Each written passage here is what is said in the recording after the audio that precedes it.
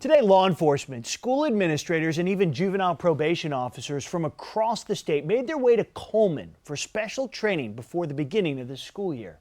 A criminal profiler who travels around the world is sharing what he knows to help communities be proactive. ABC 3340's Ashley Gooden is live in Cullman to share what they've learned. Ashley? During this training, they talked about how easily accessible victims are and how much time a shooter has. But what was new to most people in attendance was the perspective of this training.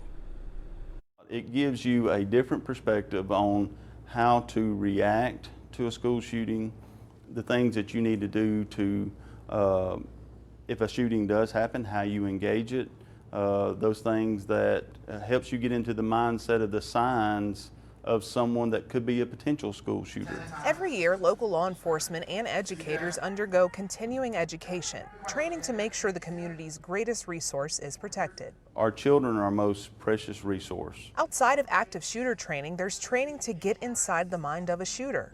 I was raised by an alcoholic father.